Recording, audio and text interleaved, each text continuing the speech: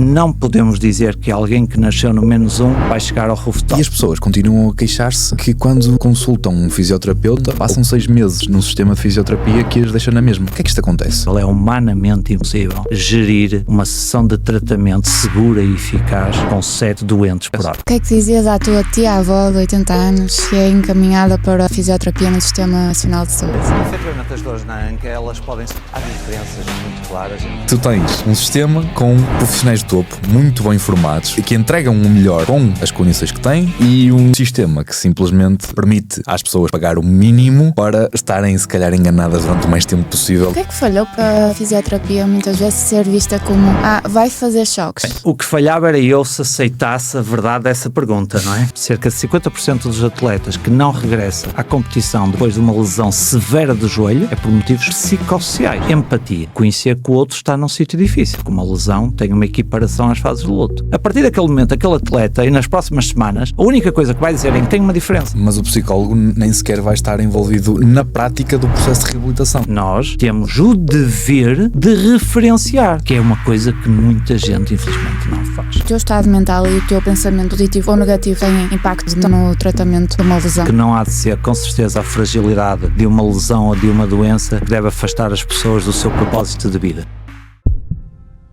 Tu sabes, o que te separa dos teus objetivos não é talento, não é sorte, é o que fazes quando ninguém está a ver.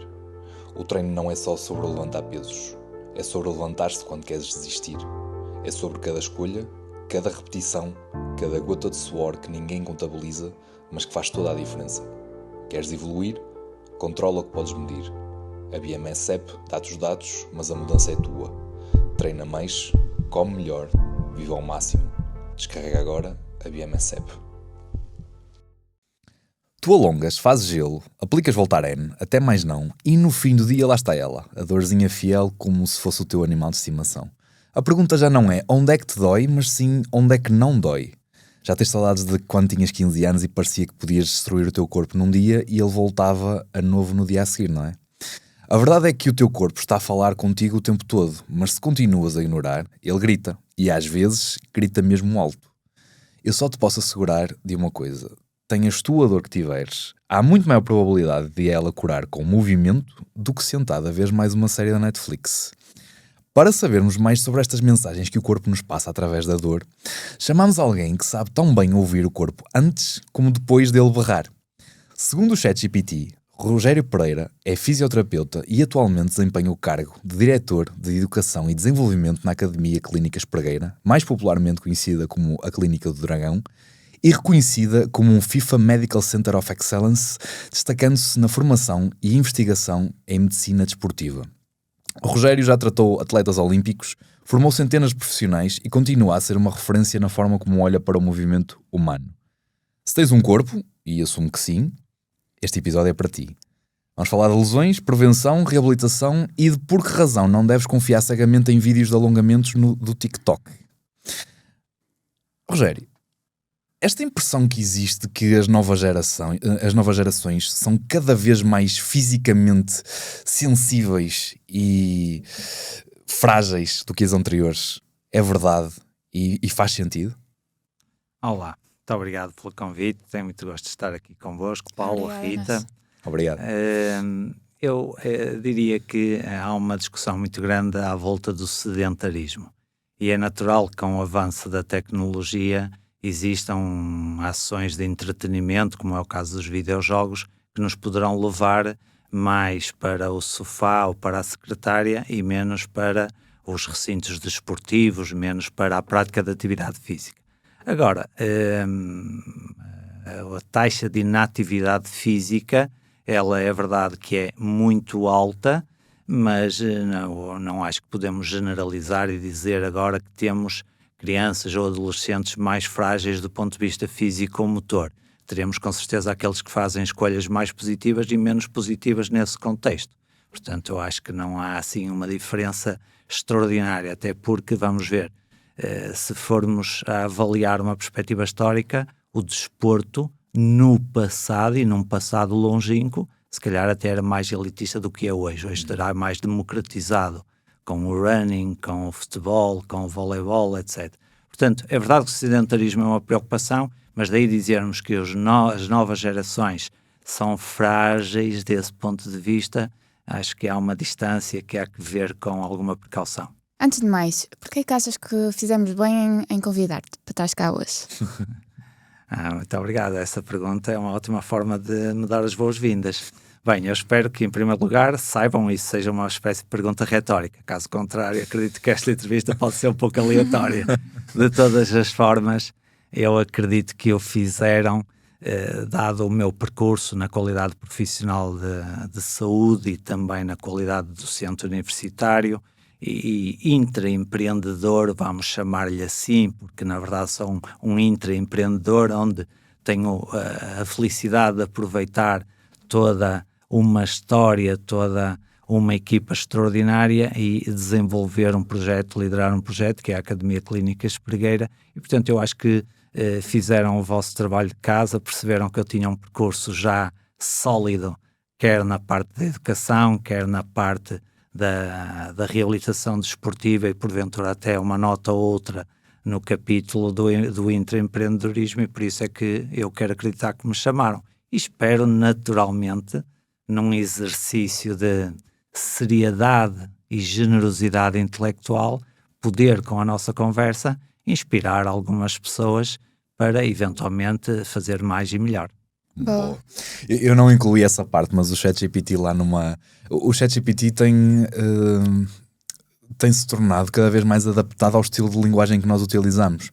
E ele começou por ser muito formal e tratar-nos por você e pronto, é uma questão mais à parte, mas agora tem tentado até demasiado adaptar-se a uma linguagem vamos dizer, de rua. E uma das coisas que ele disse foi... muita gente não sabe, mas ao falares com o Rogério vais estar a falar com uma das maiores máquinas da fisioterapia a nível nacional, por muito que isto não seja mainstream. Porquê é que o chat nos disse isso? Porquê é que tu és considerado uma das maiores máquinas da fisioterapia a nível nacional? Ora bem, eu acho que nós temos que pôr em causa a fiabilidade do chat, não é? Treinaste o chat. Eu acho que treinaram, até há aí um viés da confirmação. Foram tentando realmente ter um convidado ótimo e, portanto, foram dizer ao chat, vai lá dizendo umas coisas robustas a favor do seu currículo e das suas capacidades. Não tem nada a ver com o facto de ser professor universitário há mais de 20 anos e estás à frente de uma das maiores academias de fisioterapia. Ora bem, eu acho que é um trabalho diário, é um trabalho realmente de há muitos anos. Eu tenho tido a felicidade de encontrar ao longo da minha vida, quer no âmbito familiar, quer no âmbito profissional, pessoas absolutamente inspiradoras. E pessoas que naturalmente forjaram quem eu sou em todos os domínios do ser humano. E quando digo isto poderia abrir um capítulo para cada domínio e emparelhar pessoas. É exatamente essa a clareza que eu tenho quando afirmo que essas pessoas me impactaram. E, portanto, quer no domínio físico, quer no domínio motor, quer no domínio mental e inclusive é socioemocional, a minha resiliência foi impactada pelos inputs, portanto, que fui tendo de diferentes pessoas que estão na minha vida ou que passaram pela minha vida. E, portanto, tive a felicidade de fazer um percurso académico um pouco errático, é verdade, um pouco errático, mas muito rico. Portanto, tive a oportunidade de estar em várias universidades, em Portugal e também em Espanha, depois como docente já noutros países também. Do ponto de vista profissional, tive a felicidade de me licenciar num dia e no dia a seguir de manhã estar empregado, literalmente, como assistente universitário, e depois, mais tarde, começar o exercício da fisioterapia. Um par ou 3 anos depois de me licenciar, integrei a equipa da Clínica Espregueira FIFA Medical Center of Excellence, na altura, numa relação profissional muito direta com o atual CEO e diretor clínico, que na altura já o era também, que é o professor João Espregueira Mendes, e, portanto, houve muitas pessoas, quer na academia, e eu trabalho há imensos anos na Escola Superior de Saúde Fernando Pessoa, quer na parte mais clínica, que me inspiraram e que, portanto, me foram dando também ferramentas para eu próprio poder naturalmente depois contribuir, devolver, desenvolver e crescer projetos, nomeadamente o da Academia Clínica Espregueira. Do ponto de vista clínico, eu diria assim, houve a oportunidade de eu, desde muito cedo, no exercício da minha profissão, contactar com os melhores. E quando digo com os melhores, estou a falar daqueles que fazem clínica, que fazem a investigação e em seguida, com os resultados da investigação, melhoram as práticas clínicas. Portanto, eu tive essa oportunidade desde muito cedo, o que me foi ajudando a robustecer as minhas capacidades, nomeadamente quando um indivíduo conhece a história, conhece a base de determinada intervenção e vai aprendendo toda a evolução, vai estando atento, consegue ficar robusto nessas áreas. E foi isso que eu fui fazendo, quer no domínio, portanto, na minha qualidade enquanto docente universitário, na minha qualidade enquanto fisioterapeuta e também depois enquanto contribuinte, vamos chamar-lhe assim, que é uma palavra sempre ambígua, como contribuinte de vários projetos, nomeadamente a Academia Clínica Espregueira. Achas que é a falta dessa ligação a bons ambientes e a boas influências que está na base desta falta de robustez das novas gerações? O pessoal não está bem ambientado? Sabe que vocês sabem bem e já ouviram com certeza que há um adágio popular que naturalmente vale o que vale, mas que se diz-me com quem andas, eu digo quem és, não é? E portanto é evidente que, agora falando em termos mais técnicos, é evidente que a exposição, aquilo que o ambiente nos proporciona, faz-nos. Isso não há dúvida absolutamente nenhuma. Nós somos o resultado, e perdoem a expressão tão agressiva, da interação genotípica ambiental. Nós trazemos um determinado código e esse código, pelas mais variadas influências ambientais, vai ter um expoente menor ou maior. E, portanto, isso vai ser assim nas nossas capacidades intelectuais, físicas, etc. E, portanto, não tem absolutamente nenhuma dúvida que a exposição em sentido lato, seja a alimentação, ao exercício físico, a pessoas, à educação, que naturalmente nos vai tornar pessoas mais capazes ou menos capazes.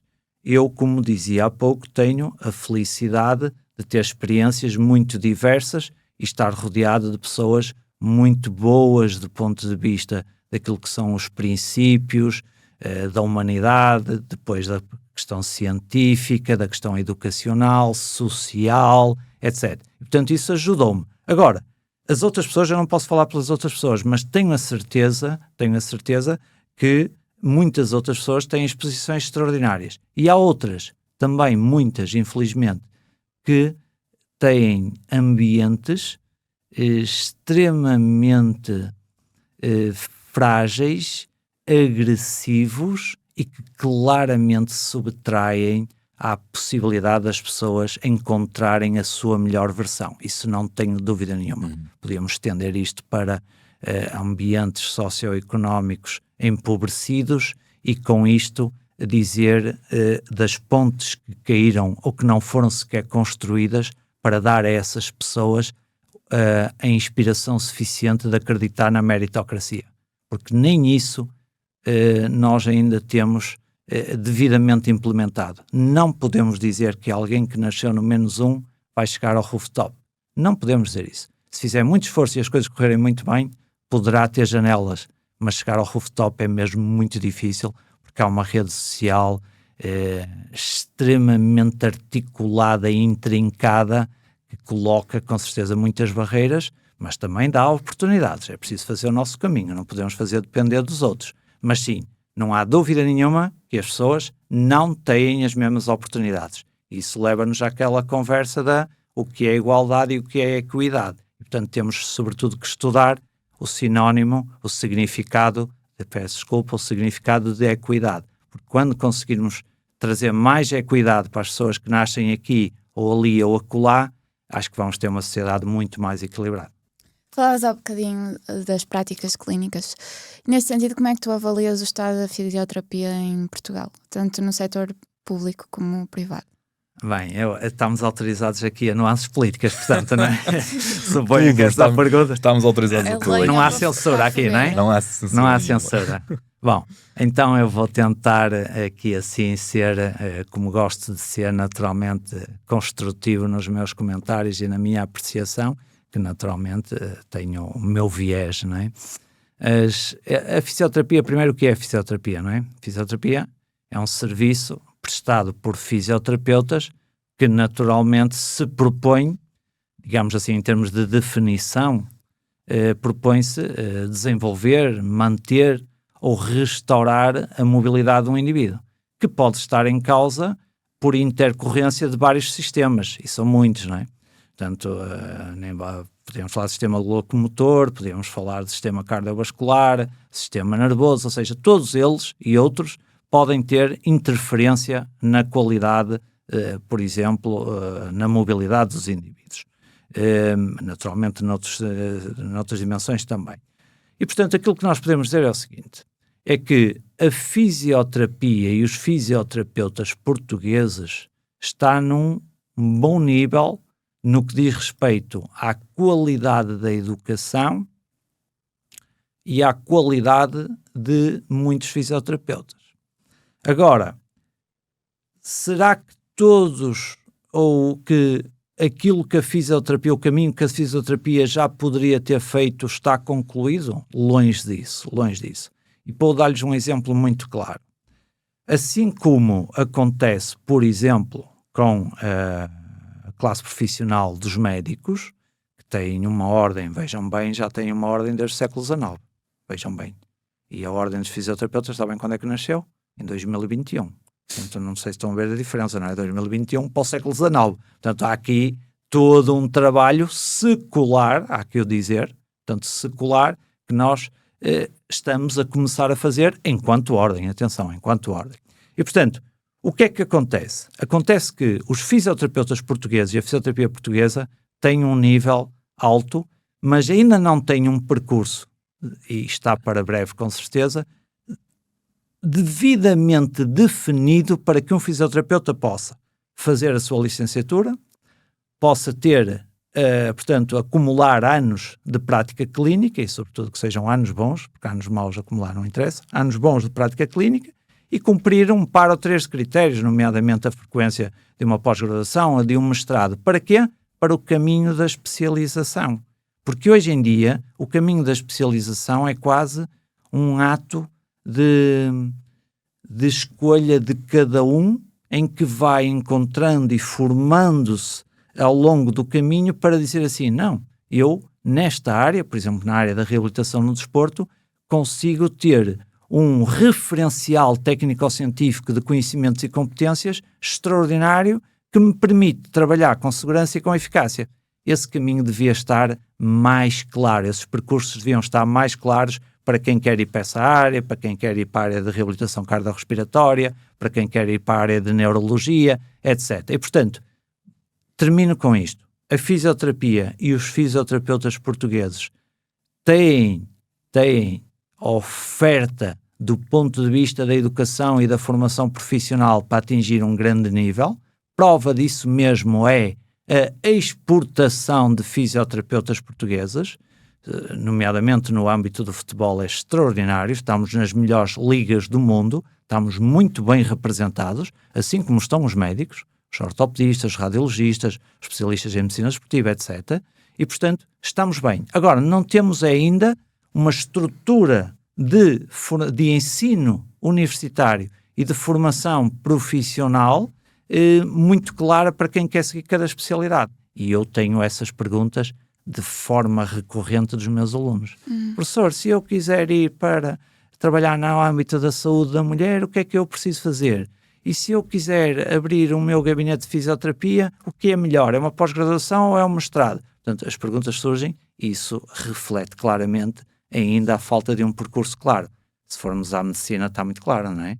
6 anos, ano comum e depois a especialidade que no caso o proponente se consegue habilitar através da nota e que possa querer optar também, não é? Portanto, será o cruzamento das duas coisas, a habilitação que tem e a sua escolha, não é? E, portanto, espero que a fisioterapia, com certeza vai acontecer, porque sei que ainda recentemente se submeteram as primeiras 3 possibilidades de especialidade para a fisioterapia em Portugal. Portanto, esse caminho vai ser feito, mas a fisioterapia está bem e recomenda-se, e os fisioterapeutas também. Agora, há contextos que não permitem exprimir todo o referencial técnico-científico do fisioterapeuta, isso está claro. Quando eu comecei a trocar ideias com fisioterapeutas que estão mais ligados à parte, vamos dizer, de alta performance, à parte esportiva também, que lá está, tens se calhar mais profissionais que aprofundam áreas mais específicas, mas eu consegui perceber uma coisa, que é o nível de conhecimento em termos de anatomia, fisiologia. Estás a falar com profissionais de topo e em termos de formação não há questão. Os fisioterapeutas têm um nível de conhecimento sobre o corpo humano brutal e muito acima daquilo que eu esperava encontrar no fisioterapeuta, que esperava encontrar coisas mais específicas sobre lesões, por exemplo. E não, estamos a falar com alguém que percebe do físico humano, em média, muito acima daquilo que se pensa. E as pessoas continuam a queixar-se que quando consultam um fisioterapeuta ou quando têm uma lesão, passam 6 meses num sistema de fisioterapia que as deixa na mesma. Por que é que isto acontece? Essa pergunta já não merece uma nuance política enquanto resposta, já merece intervenção política. Intervenção política. E eu não quero estar aqui com tecnicidades, honestamente, eu quero mesmo conversar convosco e partilhar um pouco daquilo que é o meu conhecimento e as minhas perspectivas pessoais também sobre determinados assuntos, mas não posso deixar de lembrar que existem coisas como portarias, não é? Coisas como portarias, que são os que nós elegemos, que naturalmente as redatam e as redigem e que depois as publicam, que de alguma forma conformam isto no Serviço Nacional de Saúde, portanto no Serviço Público, conformam como as coisas se organizam. E portanto nós podemos falar da Portaria 207/2017 e com as subsequentes alterações da Portaria 254/2018, que estabelece o quê? Por exemplo, e vou falar só nesta parte, há coisas muito mais importantes na portaria, mas esta também é um determinante, e foi isso que me perguntou. E portanto eu depois falo da dicotomia privado-público. Mas no público, estas portarias, entre outras coisas, definem uma tabela de preços. Tabela de preços por ato de fisioterapia, que permite nos serviços, portanto, hospitalares de fisioterapia, permite que um determinado utente possa receber 4 ou 5 códigos por sessão de tratamento. Ora, além dos serviços hospitalares, há clínicas convencionadas, portanto, o Estado faz um acordo com privados em que paga os serviços de fisioterapia que são prestados aos utentes, aos cidadãos. Ora, essas tabelas são, há que dizê-lo de uma forma muito clara, e aqui eu acho que ninguém discordará, são absolutamente subversivas. São subversivas porquê? Porque essas tabelas são tão pobres naquilo que pagam por ato em fisioterapia, que provavelmente aquilo que se faz é quadricular os atos pela soma maior e não quadricular os atos pela soma eficaz, em termos de fisioterapia. Uhum. Não quer dizer que o Excel tenha expressão na Marquesa, mas ainda que o Excel não tenha expressão na Marquesa, a Marquesa está lá.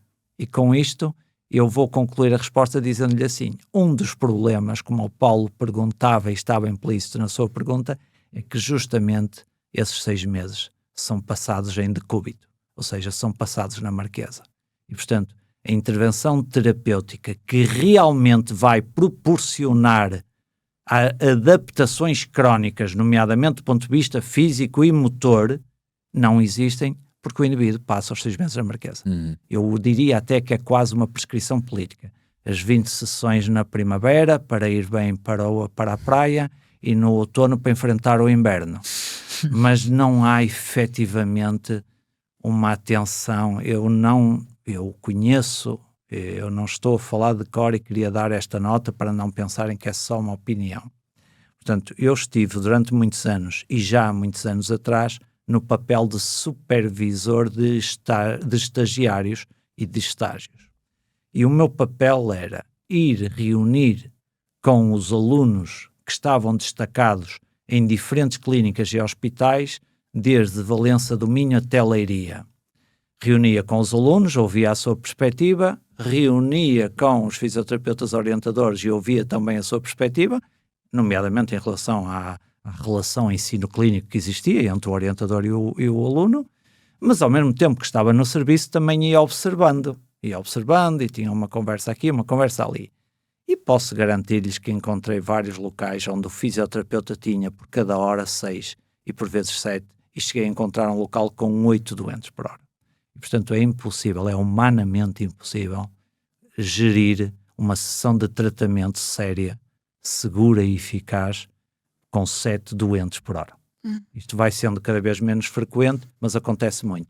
E depois isso faz com que, não havendo a possibilidade de intervir de forma mais contundente, obviamente que o doente fica ali entretido e acaba por ter acaba por dirimir um pouco os sintomas, mas o problema de base não é resolvido. E, portanto, nesse capítulo temos muito a fazer, com certeza. O que é que dizias à tua tia-avó de 80 anos que é encaminhada para a fisioterapia no Sistema Nacional de Saúde?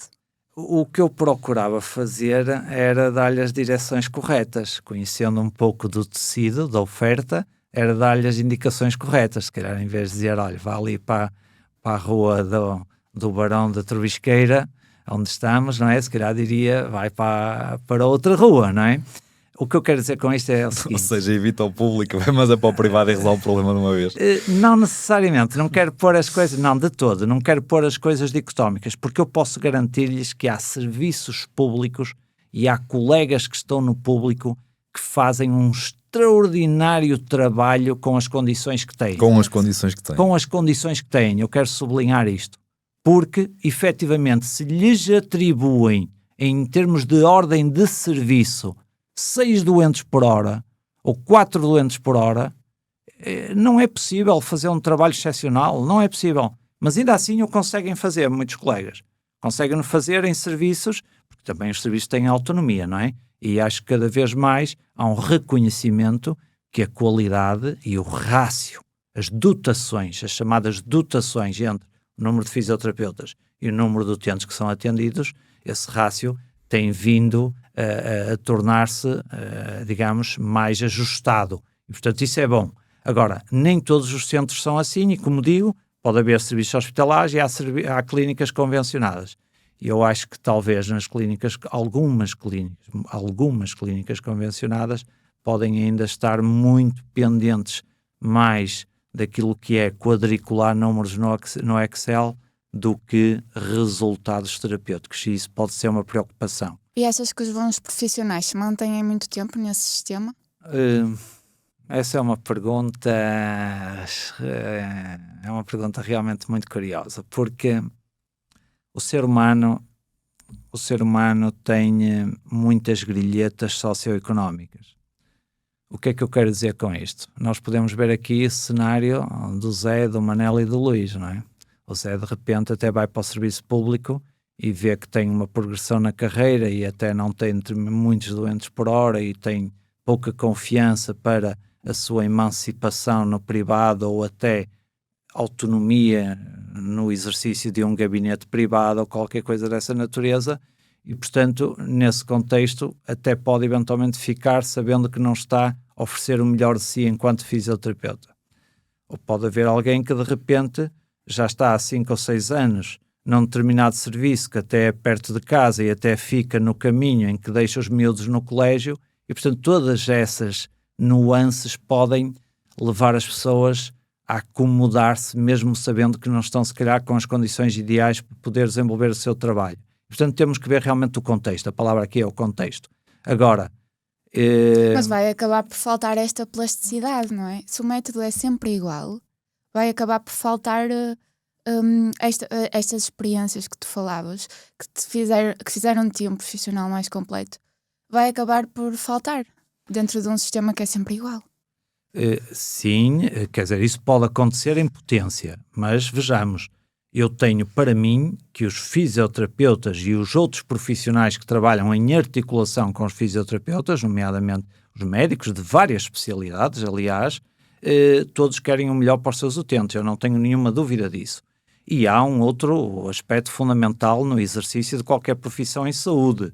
Portanto, nós estamos aqui a dizer, a colocar em análise o ideal versus algumas circunstâncias. Algumas circunstâncias não são as melhores, é verdade, mas eu também acho que a fisioterapia está claramente num trajeto evolutivo. E o que eu estou a querer dizer com isto é que os fisioterapeutas, eles claramente têm a noção de governance, ou seja, da responsabilidade de se atualizarem, de se reciclarem, de ampliarem as suas ferramentas de intervenção. E, portanto, eu não acho que os fisioterapeutas, muito pelo contrário, estejam acomodados. Aliás, eu vejo no projeto que lidero do ponto de vista da formação profissional e do ensino universitário pós-graduado, eu vejo claramente que os fisioterapeutas fazem um investimento muito significativo e meritório no seu desenvolvimento técnico-científico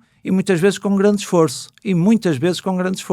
Porque, como devem imaginar, os salários dos fisioterapeutas não são extraordinários, não é? Não são extraordinários.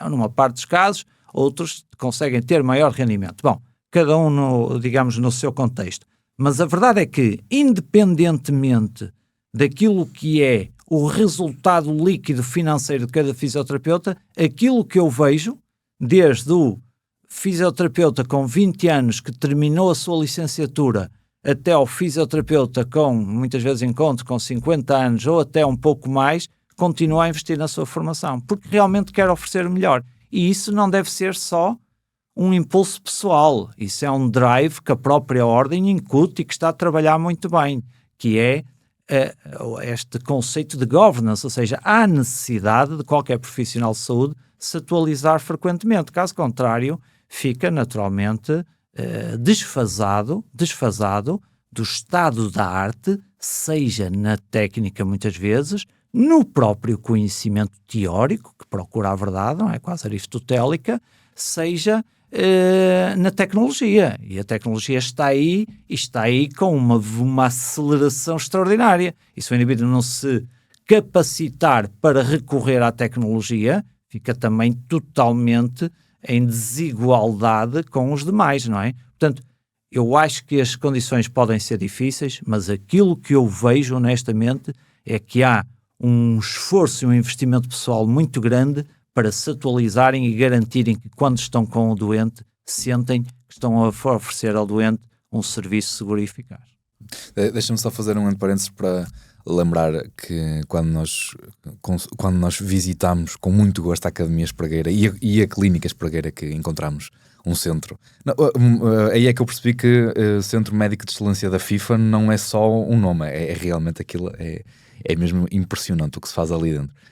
Mas tu recebeste-nos pedindo que te tratássemos por tu e por favor faz o mesmo, que para nós fica muito mais natural desenvolver a conversa assim. Claro.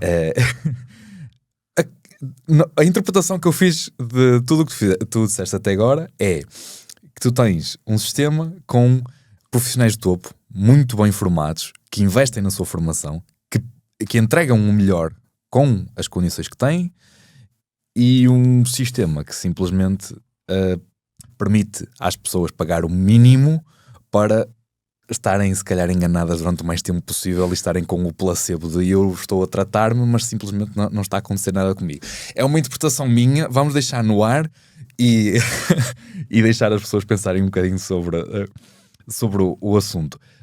É diferente a abordagem de um fisioterapeuta que procura... Ou seja, tu estás muito ligado à fisioterapia para a aplicação desportiva. É diferente formar um fisioterapeuta que pensa em tratar de atletas e um fisioterapeuta que pensa em tratar pessoas que têm os seus problemas normais e que usam o Voltaren no dia-a-dia para se libertarem da dor. Bem, em primeiro lugar gostaria de notar e agradecer essa percepção que ficou da visita à Academia Clínica Espregueira e à Clínica Espregueira FIFA Medical Center of Excellence. Fico contente que tenhas ficado com uma percepção positiva, porque isso é o resultado do trabalho de muitos, liderado pelo nosso diretor clínico, o professor João Espregueira Mendes, com o meu contributo e com o contributo de centenas de pessoas que ao longo de muitos anos têm contribuído para fazer da Clínica Espregueira um centro de excelência e de referência mundial. E quando digo mundial é exatamente isso, porque estamos a falar de acreditações internacionais que temos e que conquistamos com pleno direito, que são o culminar, e esse culminar, quer dizer, é uma etapa, mais uma etapa, mas é assinalável. No próximo ano, devo dizer-lhes que 2026 a Clínica Espregueira celebrará um século de trajeto de serviços no âmbito da traumatologia no desporto e de muitas outras especialidades médicas. Portanto, começou o projeto em 1926. Portanto, vamos já na terceira geração e com muitas outras intercorrências empresariais neste momento. E, portanto, fico muito contente em tenhas ficado com essa impressão, porque é uma impressão certificada internacionalmente desde 2013 pela FIFA, Centro de Excelência Médico da FIFA. Só há 49 em todo o mundo, entre clínicas, hospitais, centros universitários e de investigação. Portanto, é realmente uma acreditação difícil de alcançar. E outras acreditações que temos também, nomeadamente a Sociedade Internacional de Artroscopia e Traumatologia, a ISACOS, a ESCA e a ICRS. Agora, a formação dos fisioterapeutas, se na área no desporto ou noutra área isso é diferente, ela é diferente apenas nos conteúdos, porque o processo deve ser muito similar. É um processo de construção. Portanto, aquilo que se faz é, cada especialidade deve ter o seu referencial técnico-científico. Isto em miúdos o que é? Em miúdos o referencial técnico-científico é dizer assim, este indivíduo, se quer especializar em reabilitação no desporto ou em reabilitação cardiorrespiratória, portanto ele vai fazer um percurso onde vai ter formação no âmbito da fisiologia cardiorrespiratória, onde vai ter um conjunto determinado e claro de objetivos de aprendizagem e de desempenho, e portanto, no fundo é quase como, e eu acho que assim fica simples para todos, nós se queremos especializar-nos em reabilitação no desporto, temos um índice de disciplinas, de objetivos de aprendizagem, de objetivos de desempenho. E, portanto, fazemos esse percurso até termos esses resultados de aprendizagem. Portanto, os conteúdos são diferentes, mas o processo deve ser igual, ou similar, ou muito parecido, pelo menos, para cada uma das especialidades. Portanto, não deve ser diferente, porque nós não devemos, de todo, eu sei que, do ponto de vista social, existe este romantismo com o fisioterapeuta no desporto, porque, e eu já tive a oportunidade de impactar bastantes atletas, e muitos deles daqueles que são sonantes até pelos números que envolvem, não é? Portanto, foi vendido ao clube tal por 40 milhões, ou 50 milhões, ou isto ou aquilo, e portanto, essa é uma realidade que às vezes impacta, mas não devemos de todo, colocar a fisioterapia no desporto como uma exceção, porque nos merece o mesmo aplauso, tratar o bebé prematuro, quem trabalha nos serviços neonatais, ou tratar a pessoa que sofreu um acidente vascular cerebral, ou alguém que tenha um problema de outra natureza qualquer. Portanto, o processo deve ser muito similar, o índice é que é diferente. O que é que falhou para a fisioterapia muitas vezes ser vista como vai fazer choques? Ora bem, o que falhava era eu se aceitasse a verdade dessa pergunta, não é? Portanto, a fisioterapia não falhou. Isso dos choques agora está muito na moda falar da percepção. É a percepção que, porventura, alguns doentes tinham e que exprimiam porque era recorrente ir a uma ou outra clínica e, efetivamente, eles próprios, quando iam às tais 20 sessões na primavera e às 20 sessões no outono, os anos passavam e percebiam que iam fazer sempre o mesmo, eles próprios já quase sabiam ligar a máquina, não é? Portanto, aí não me admira que possa persistir um resquício dessa ideia de que fui lá fazer uns choques e até se me permite, quer dizer, nós todos vivemos numa província, não é? Nem quero aqui estar com esta coisa dicotómica da urbanidade e da ruralidade, mas até dizem mais. Há doentes mas estou-me a reportar há mais de 3 décadas atrás, atenção, não estamos aí agora, que diziam até que eram os choques, era o barro, que era o parafango, ou eram as toalhas úmidas, que era o calor úmido, e era no final a esfregação, que era a parte que gostava mais. A esfregação, que era a parte que gostava mais, que era a massagem, não é? Ora, portanto, isso eu espero que isso já não exista. Eu já não faço supervisão de estágios, como há pouco lhes contava esse capítulo da minha vida há muitos anos atrás, já não faço isso há muitos anos e espero que isso não persista. Mas veio um pouco daí, porque havia efetivamente doenças crónicas, não podemos esconder o sol com a peneira, que há décadas atrás, artroses, vamos falar nas artroses, está bem? A dar o exemplo das artroses. Tenho uma artrose no joelho, ou tenho uma artrose no tornozelo. E, portanto, uma pessoa que tem uma artrose no joelho ou no tornozelo, a partir do momento que a tem, há de tê-la até morrer. Isto que fica muito claro para toda a gente. Essa é a definição de uma doença crónica, que a doença continua, está bem? Então vamos ver uma coisa. Se o indivíduo desenvolveu, por algum motivo, uma artrose no joelho aos 40 anos, que é perfeitamente legítimo, e até muito antes, em alguns casos, na minha área inclusive, devido a traumatismos, esse indivíduo pode, se olharmos à esperança média de vida, durante 50 anos, visitar um serviço destes recorrentemente 2 ou mais vezes por ano, não é? E a verdade é que no passado, provavelmente pessoas com este perfil que eu estou aqui a elencar, digamos assim, revisitaram esses centros durante anos e anos e anos, e a sensação que ficaram é que fizeram exatamente a mesma coisa sempre. E, portanto, pode vir daí. Mas hoje, eu acho que não há nenhum fisioterapeuta, Rita, e indo buscar aquilo que disse há pouco, se os fisioterapeutas ficam nessa condição, não ficam. Porque um fisioterapeuta tem um código deontológico que deve seguir e não fica e não deve ficar se perceber que, de alguma forma, o contexto onde está lhe subtrai a possibilidade de oferecer ao seu doente um serviço com segurança e eficácia, que são 2 palavras mágicas em saúde. Segurança e eficácia. Primeiro, primam na nossa área, ou seja, não prejudicar mais o doente, que ele já está doente, não é? Isso é a primeira coisa, a primeira obrigação.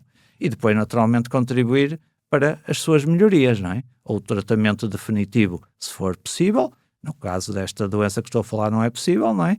Mas, portanto, acho que é um bocadinho isto, é uma ideia que surgiu do passado. Hoje em dia não é assim, e a prová-lo estão as dezenas de milhares de pessoas, com certeza terão testemunhos positivos por aí, a dizer que a fisioterapia foi um virar de página na sua vida, não tenho absoluta dúvida disso. Portanto, é coisa do passado, está bem? Qual é o papel de uma academia como a Academia Espregueira em assegurar que há esta evolução num fisioterapeuta que já foi formado, academicamente formado no sistema tradicional, mas que depois deve ter este processo de crescimento que é contínuo e de atualização? É absolutamente determinante o papel da Academia Clínica Espregueira e de outras escolas que abraçam um padrão de responsabilidade e de qualidade como aquele que nós temos, que devo dizer já que não é fácil abraçá-lo. Não é fácil porque requer um esforço diário, mas absolutamente recompensador de procurar trazer o que de melhor se faz no mundo. Eu até poderia dizer-lhe assim, na Academia Clínica Espregueira, e vou-lhe dar exemplos concretos para não achar que estou aqui assim se calhar a romantizar a Academia Clínica Espregueira, vou-lhe dar exemplos concretos. A Academia Clínica Espregueira, justamente com toda a responsabilidade que tem no contexto também da Clínica Espregueira FIFA Medical Center of Excellence, porque estamos sob a mesma tutela, nós temos uma responsabilidade que é ir ao encontro das acreditações que nos foram outorgadas. E foram-nos outorgadas acreditações que impõem uma vigilância frequente e apertada aos nossos padrões de qualidade. Nós somos, portanto, o Centro de Excelência Médica da FIFA, Centro Oficial de Ensino da ISACOS, da Sociedade Mundial, sociedade à qual o professor João Espregueira Mendes vai presidir a partir de junho deste ano, Sociedade Europeia e CRS, que é uma sociedade de reparação e preservação da cartilagem, também centro da excelência da ICRS. E, portanto, nós temos provas que temos que dar daquilo que fazemos, nomeadamente em 3 capítulos: educação, investigação e prática clínica.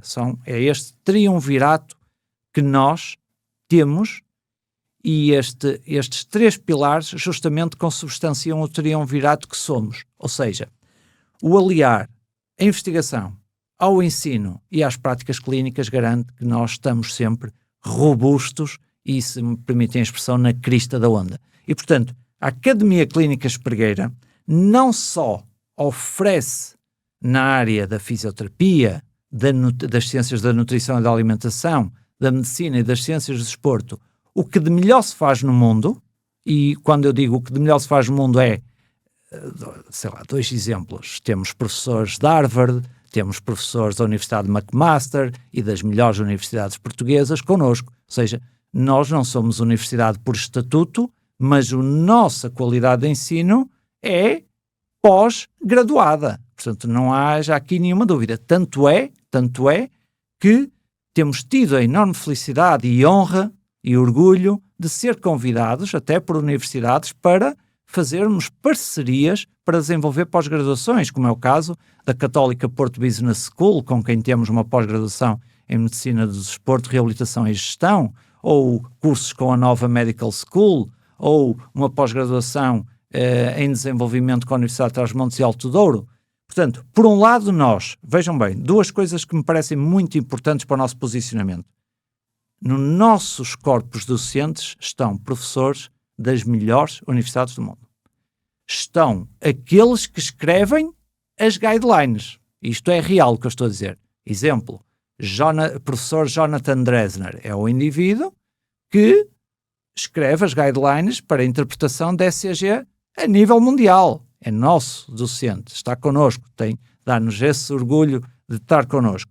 Mas não é só pela importação que nós oferecemos o melhor. Nós próprios temos também uma incubadora, se quiserem, podemos chamar-lhe assim, uma incubadora técnico-científica, que resulta do nosso departamento de investigação, no nosso departamento de formação e da clínica. E como temos uma proximidade, aliás, estiveram connosco na clínica e com certeza perceberam que há ali uma proximidade enorme entre a sala, digamos assim, as instalações dedicadas à educação, à investigação e à clínica. Ao lado são espaços contíguos. E há um diálogo multilateral entre os diferentes intervenientes frequente. E, inclusive, assim como nós estamos à volta desta mesa, posso garantir-vos o seguinte: fazemos muitas vezes interseções diárias que são absolutamente determinantes para melhorar a qualidade dos serviços que prestamos aos doentes. Exemplo, eu próprio promovi jantares, porque os jantares são um ótimo ambiente para promover coisas boas. Eu próprio promovi jantares em que sentámos à mesa especialistas em endocrinologia, os melhores especialistas em endocrinologia do país, e vou-me permitir até dizer um dos nomes, por exemplo, a doutora Adriana Lages, especialistas em medicina geral e familiar e medicina desportiva, nutricionistas, e pusemos toda a gente a conversar. Sobre nutrição, endocrinologia, quais são as pontes que se podem fazer, de uma forma mesmo muito clara. Quais são as sinergias e complementaridades que existem entre a endocrinologia, entre os endocrinologistas e os nutricionistas, que ainda ninguém teve o tempo, o cuidado e o esforço de dedicar, digamos, o seu portfólio de conhecimentos para trocar ideias e criar uma formação que permita a um e a outro profissional trabalhar em harmonia de conceitos, o endocrinologista e o nutricionista, e oferecerem, portanto, um serviço mais integrado e mais completo ao seu doente. E isto nós fazemos. E é por isso que eu dizia que, na academia, não só importamos o que de melhor se faz no mundo, como inovamos também na formação e na educação e depois exportamos nós. Exemplo concreto e fecho. Football Medicine Advanced Course. temos agora um curso de Medicina de Futebol que o criamos internamente com a ajuda de uma comissão organizadora extraordinária de vários clínicos, várias especialidades, e que agora este curso está literalmente nos 5 continentes. Temos alunos, mas alunos, estamos a falar sobretudo médicos e fisioterapeutas, dos 5 continentes e que estão nas melhores instituições. 2 exemplos só. Clínicos do Bayern de Munique, professores da Universidade de Stanford, só para terem uma nota daquilo que nós também conseguimos exportar, porque é disso que estamos a falar, exportar formação de elevadíssimo nível. Portanto, isso é extraordinário. Portanto, a responsabilidade da academia é enorme, quer a nível nacional, quer a nível internacional, porque estamos a convidar as pessoas a fazer um investimento em vários domínios, quer de tempo, quer financeiro, acreditando que aquilo, a experiência de ensino-aprendizagem que vão ter connosco, que vai impactar o seu exercício no dia a seguir. E eu quero acreditar que os mais de 10.000 alunos que já tivemos, a grandíssima maioria tem exatamente esta percepção, e oxalá possam até muitos depois fazer esses comentários no nosso podcast para ver se eu aqui exagerei ou se disse uma parte da verdade. Um fisioterapeuta evolui mais na formação académica ou nesses mesmos anos de exposição à prática? É indissociável. O resultado é o reflexo do trajeto. Portanto, mas só podes escolher um. Pois, isso é muito difícil. Não, nós aqui somos conhecidos pelas questões dicotómicas complicadas. Não, isso é muito difícil porque, quer dizer, se eu escolhesse um, não estava a militar na verdade, não é? Naquilo que acredito, e portanto colocava-me aqui um dilema ético muito grande. Portanto, tudo tem... no fundo, Rita, estás a perguntar-me se vale mais a teoria ou a prática. Algo desta natureza, não é? Ora bem, eu se calhar, uma vez que este fim de semana estive com os meus pais no Ilhavo, ali assim, em Aveiro também, apetece-me ir buscar o lema da Universidade de Aveiro, que é Teoria, Poiesis, Praxis. Portanto, a teoria, no fundo, suporta, produz, garante a prática, alavanca a prática. E, portanto, é indissociável. Ninguém pode ser um bom profissional se não tiver uma base teórica sólida, mas depois se não tiver também competências práticas à ação. Volta àquela história dos níveis de conhecimento ou dos tipos de conhecimento aristotélicos. O conhecimento teórico, não é? Para que o resultado deve ser a verdade. O que é verdade? É verdade que se eu deixar cair esta caneca, ela vai partir? Dependendo, se calhar, da dureza do solo, pode ser ou não. Depois, o conhecimento prático, que o resultado há de ser a ação, não é? E a ação há de ser, por exemplo, saber prescrever um determinado exercício que pode recrutar um músculo A, B ou C e que nos garante que esse exercício, ao recrutar o músculo A, B e C, vai garantir um padrão cinético em que o indivíduo, quando fizer uma recepção ao solo, tem uma estratégia de tripla flexão, amortece, portanto, a queda com a dorsiflexão do tornozelo, a flexão do joelho e a flexão da anca, por exemplo. Ou seja, este conhecimento teórico há que o saber, senão é impossível. Mas depois também é preciso saber criar o setup prático e liderar o exercício e ter os comandos verbais e as pistas externas, por exemplo, um foco externo, para que o indivíduo realmente faça, execute o exercício. E tudo isto resulta da teoria e da capacidade de intervenção prática. Portanto, as duas partes são indissociáveis. Assim como não há, veja bem, é tão simples quanto, vê bem, Rita, desculpe, é tão simples quanto isto. Assim como nenhum médico que faz os seus 6 anos mais o ano comum está pronto a seguir para fazer uma cirurgia ao joelho, não é impossível, tem mais 6 anos de ortopedia pela frente, nenhum fisioterapeuta também que faz os seus 4 anos de licenciatura e que até pode ter 1 ano de prática, eventualmente possa dizer depois que está preparado para tratar com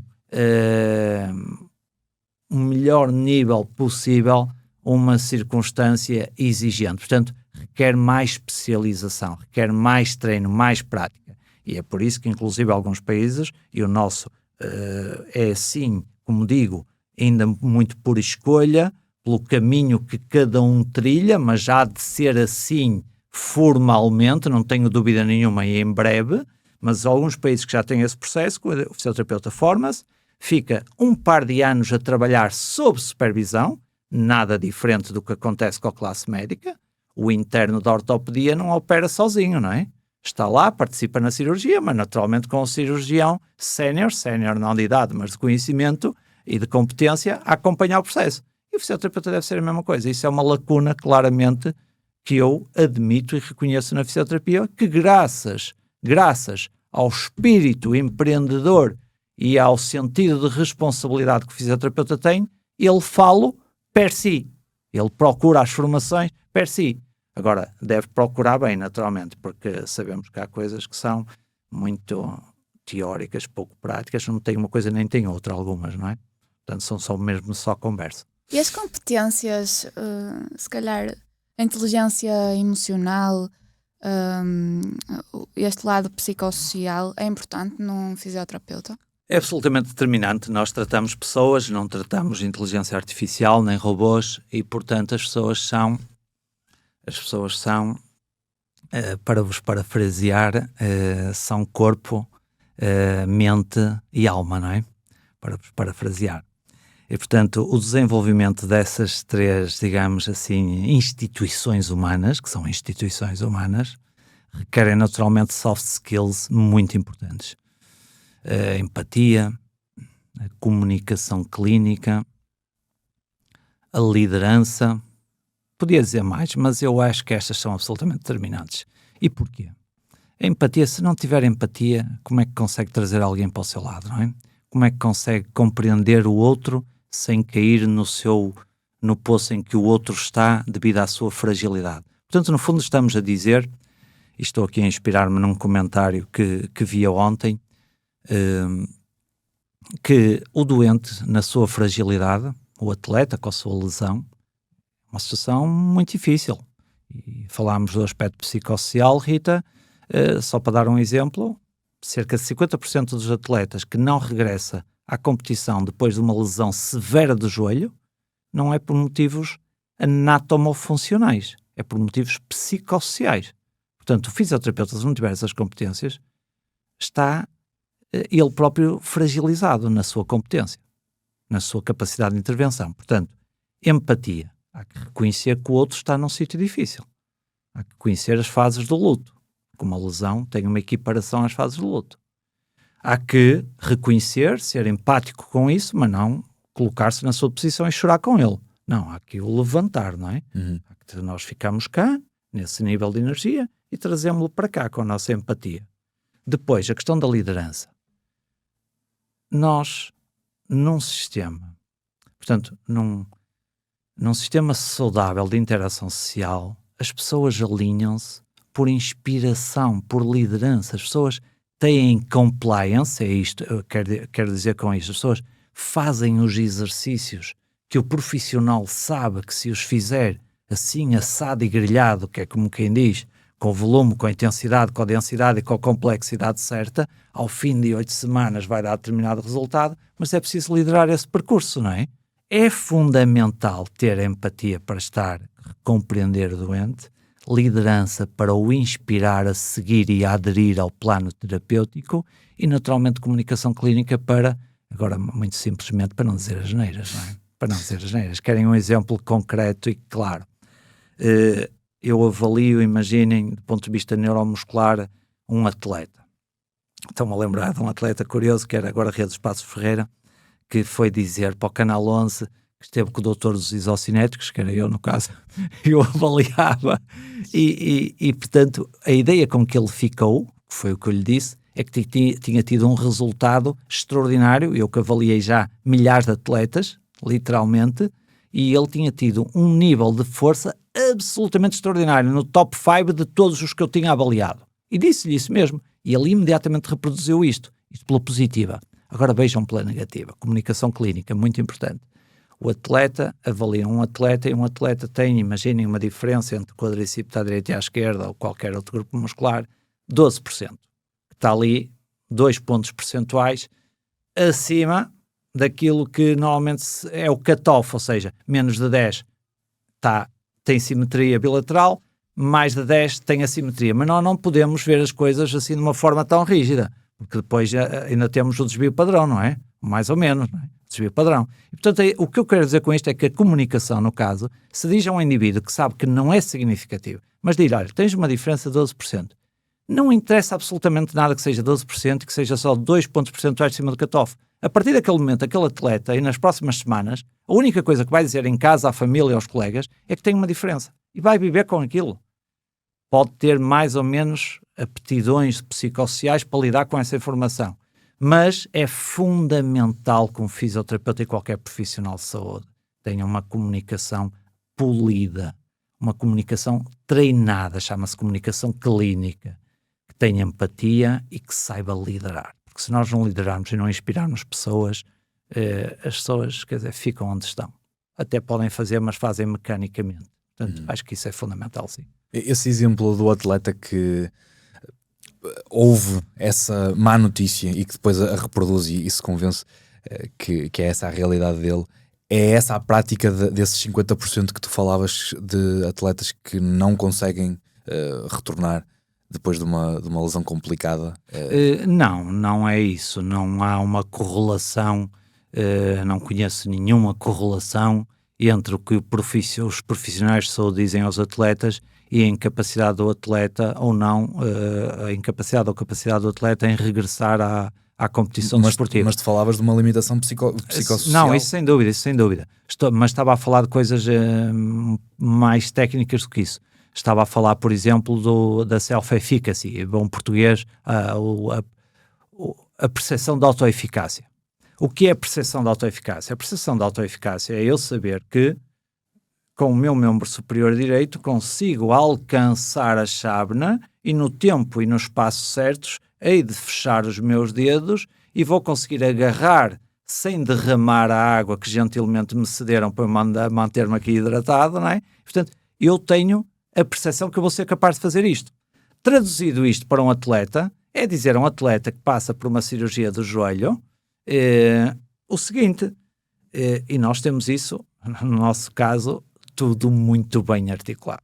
Imagina, o professor João Experimentos faz aí uma reconstrução do ligamento cruzado anterior e todos nós em equipa sabemos que vamos avaliar esse atleta com diferentes ferramentas no dia tanto, na semana assim assado, no mês ali, etc. Ou seja, o que eu quero dizer com isto é que nós temos que levar o nosso atleta a saber que, e a ter confiança que 15 dias após a cirurgia, por exemplo, vai ser capaz, a não ser que haja alguma intercorrência, de deixar as canadianas.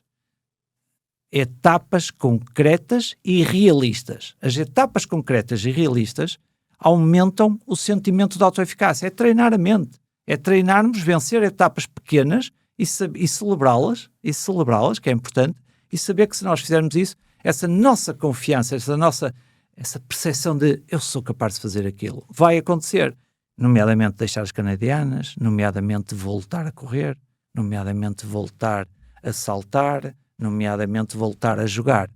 Temos ferramentas para isso, por exemplo, escalas de kinesiofobia, ou seja, escalas que aplicamos ao indivíduo, ao atleta, sobretudo devemos aplicar em momentos críticos, por exemplo, no momento de retomar a corrida, no momento de retomar a pliometria ou eventualmente o treino de campo também. Para dar 3 exemplos, também não é preciso aplicar muito mais, também não há que inventar, ok? E essas escalas, o que é que nos vão dizer? Vão-nos dizer, são escalas com qualidades, portanto, validadas psicométricas e que nos vão dizer se o atleta está ou não está com essas ferramentas psicossociais que auguram um bom prognóstico no que diz respeito à sua capacidade de retomar. E sabemos que há números que se tiver uma pontuação abaixo de tanto, aquele atleta, se calhar, a sua autoeficácia está pelos solos e, portanto, vamos trabalhar isso. E há estratégias para trabalhar isso, nomeadamente dando objetivos muito curtos, realistas, atingíveis e, portanto, isso ajuda a reforçar a ideia na mente. Não é diferente de um saltador com vara começar a saltar 1 metro, 1,10 m, 1,20 m, ele vai vendo que é capaz e vai aumentando a sua capacidade de autoeficácia, ao mesmo tempo que naturalmente melhora as outras qualidades, não é? Claro. As qualidades físicas, motoras, etc., como é evidente. Portanto, há que trabalhar isso também. O fisioterapeuta é o profissional com maior aptidão para isso? Não é. seria um psicólogo, por exemplo, com certeza. Mas nem sempre nós temos essa felicidade de ter na nossa equipa multiprofissional o psicólogo. Mas nem todas as equipas têm essa possibilidade. E, portanto, o fisioterapeuta deve, pelo menos, estar sensibilizado para isso, aplicar as ferramentas e, se perceber que há um red flag, o que é que deve fazer? Referenciar, se calhar, para uma intervenção psicológica, Claro. que pode ser definitiva. Sim, mas Determinante, peço desculpa. Mas o psicólogo nem sequer vai estar envolvido na prática do processo de reabilitação. Pois não, e o por isso. fisioterapeuta, ao Pois não. fazê-lo, se tiver essa sensibilidade, Claro. pode fazer toda a diferença. Referenciar, pode fazer toda a diferença, claro. Nós temos mesmo que trabalhar em equipas multiprofissionais. Uma das, eu diria assim, um dos deveres deontológicos e que resulta de competências, nomeadamente conhecimento, que é como quem diz, em bom português, nós só vemos aquilo que conhecemos, certo? Então, se nós identificarmos que o nosso atleta está com essas competências psicossociais muito abaixo, aplicando um questionário simples, ele responde diretamente, o que é que nós fazemos?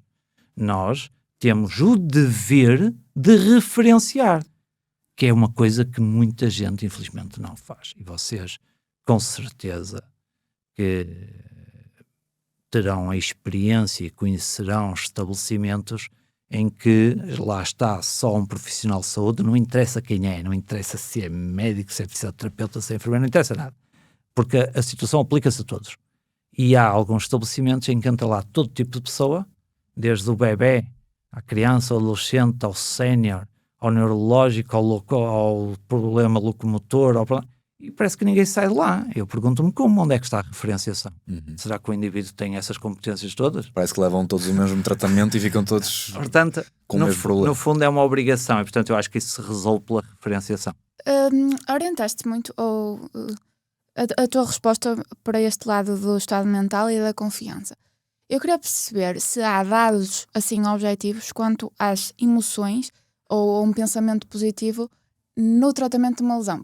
No outro dia li uns dados que existem que uma grande percentagem das mulheres que tiveram cancro na mama passaram por um divórcio nos últimos 10 anos. E então não se sabe, depois existe aqui correlação ou causalidade, não se sabe muito bem se foi uma coincidência ou não, mas é facto que isso aconteceu. Há dados objetivos que o teu estado mental e o teu pensamento positivo ou negativo têm impacto também positivo ou negativo no tratamento de uma lesão? Essa é uma pergunta importante, da forma como foi colocada, muito interessante. Eu acho que aqui temos que ser muito responsáveis, que a Rita e o Paulo têm aqui um projeto interessantíssimo, aliás, que eu aplaudo, têm feito um trabalho espetacular, porque é um trabalho de informação, relaxado, mas sério, que eu tenho acompanhado os episódios, isso é muito importante, não vale a pena trazer grande formalidade, mas também não podemos nunca deixar cair a seriedade, porque senão então não estamos nenhum de nós aqui a fazer nada. Sim. E portanto, nem causalidade, nem correlação que eu conheça entre determinadas patologias, nomeadamente na área da oncologia, e aquilo que referiu, esses episódios traumáticos do ponto de vista socioemocional. Nem causalidade, nem correlação, que são coisas totalmente distintas, nem associação estatística. No âmbito da reabilitação no desporto, sabemos que um atleta que responde, por exemplo, a uma escala que se chama ACL-RSI, Anterior Cruciate Ligament Return to Sport After Injury, portanto é uma escala feita exatamente para o contexto da reabilitação após lesão do ligamento cruzado anterior do joelho. Sabemos que, por exemplo, aos 4 meses, vamos pôr os 4 meses, que aos 4 meses, à partida, se a reabilitação correr bem, não houver intercorrências, que pode haver, não é? Recaídas, um derrame, uma reação sinovial do joelho, o que for, não interessa agora estar aqui com tecnicidades. Se as coisas correrem bem, à partida, aos 4 meses, nós estamos em condição de introduzir a pliometria. Mas, antes de o fazer, aplicamos a escala, o ACL-RSI. E se o atleta nesse momento tiver uma pontuação muito baixa nessa escala, nomeadamente aquém de 56 pontos, sabemos que isso tem uma correlação com a probabilidade dele retomar o desporto ao mesmo nível. Isso sabemos. Portanto, com certeza que os habitantes que temos aqui assim em cima, não é? Toda esta população aqui em cima, este diálogo que existe muitas vezes, ou este monólogo, mas é um diálogo se calhar, influenciará a nossa prontidão não só para a retoma desportiva, mas nos outros capítulos clínicos e até sociais, com certeza.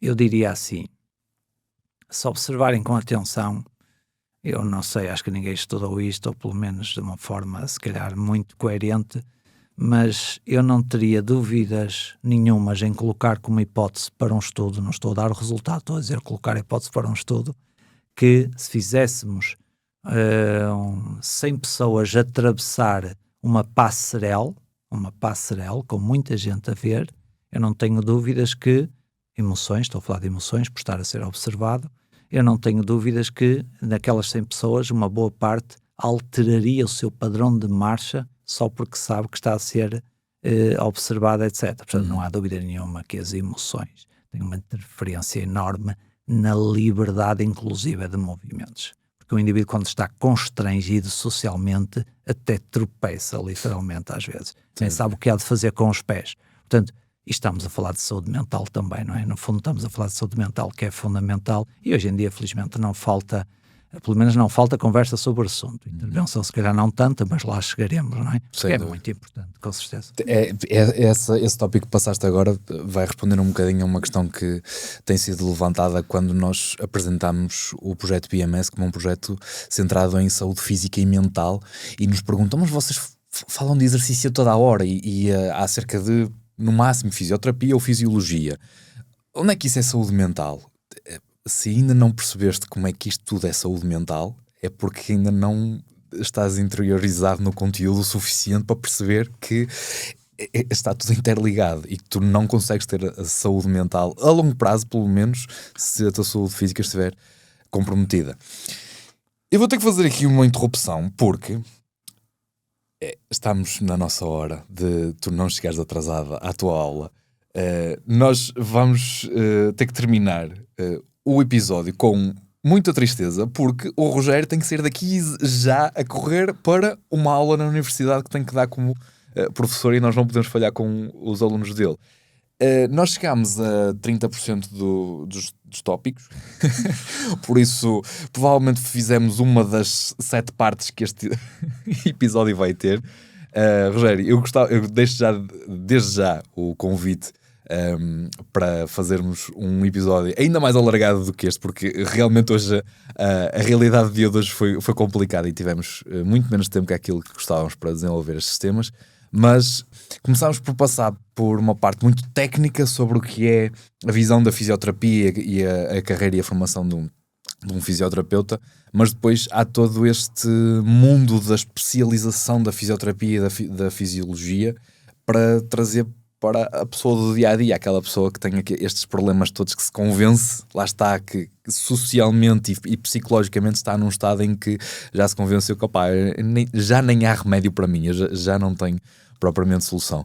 E eu gostava muito de conseguirmos desenvolver esses conceitos e provavelmente estamos a falar com uma das melhores pessoas para... Vamos em live para os teus alunos ouvirem. Falar. Isto conta como uma aula? Eu espero que eles ainda tenham tolerância, não é? Já me veem todas as semanas, mas eu tenho certeza que sim, que teriam essa disponibilidade. Na verdade, eu aprendo muito com eles, na verdade. Aprendo-se a ensinar sempre. Mas bem, da minha parte, encantado, atendendo à primeira pergunta, o que é que está aqui a fazer, não é? Eu nem sei o que é que vem aí a seguir, mas de qualquer forma, absolutamente disponível. Tenho muito gosto de conversar convosco, acho que foi uma conversa muito agradável e, sobretudo, desmistificar essa fatalidade de que agora não posso ou que agora já não vou ser capaz. Isso é totalmente é um equívoco absoluto, e nós temos que não só sensibilizar as pessoas que realmente podem mudar completamente, porque não há de ser, com certeza, a fragilidade de uma lesão ou de uma doença que deve afastar as pessoas do seu propósito de vida. porque a verdade é que com uma intervenção nós podemos e devemos oferecer às pessoas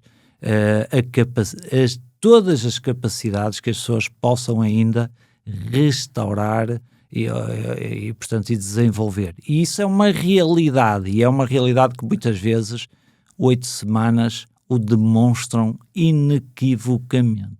E algumas pessoas, efetivamente, agarram-se de tal forma à âncora do já não vale a pena, ou isto foi sempre assim, ou isto é a idade, ou isto é aquilo ou aquele outro, e acabam por se aprisionarem elas próprias. E a verdade é que a ciência e as boas práticas mostram-nos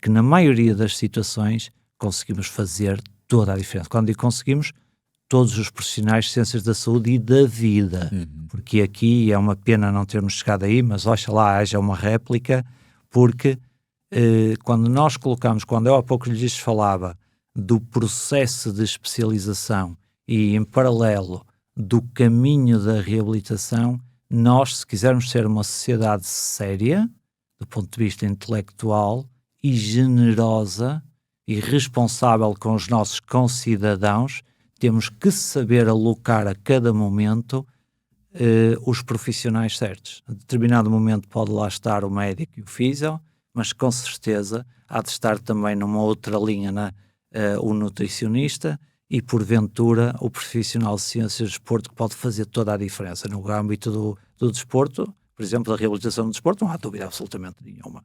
E em muitos outros âmbitos também. Portanto, se queremos ter uma discussão séria, nós temos mesmo que desenvolver este assunto e perceber o que é isto das precedências técnico-científicas, ou seja, o que é que cada um aprende a fazer, o que é que sabe fazer, o que é que conhece e de que forma pode contribuir. Porque realmente quem tem a possibilidade de se rodear de uma equipa multiprofissional para resolver os seus problemas de saúde, e se essa equipa multiprofissional for efetivamente uma equipa, não uma acumulação de profissionais, cada um no seu gabinete, não tenham dúvidas que o percurso das pessoas, e se quiserem eu podia depois contar histórias de pessoas que podem ter 30 anos de uma vida, ou, se fizerem outras escolhas, 30 anos de uma vida totalmente diferente. Totalmente diferente. Os países nórdicos já puseram isso em vídeo. Eu falo disto há muitos anos, porque adoro esta questão de falar da interação genotípica ambiental e daquilo que somos e que podemos ser, etc. E os nórdicos já puseram digamos assim, em paralelo. O que é que pode fazer dos seus 65 aos 85 se fizer a escolha A ou a escolha B? Em categoria, que são várias escolhas, claro.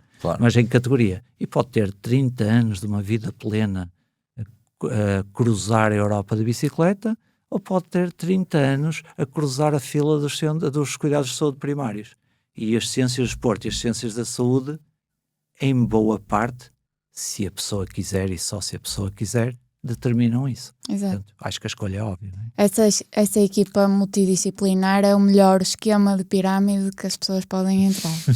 É, sem dúvida nenhuma, porque essa realmente reparte para todos.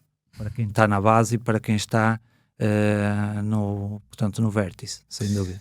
E se depois de o que o Rogério acabou de dizer não ficaste com vontade de ver a segunda parte, então não percebes nada daquilo que nós estamos aqui a tentar passar.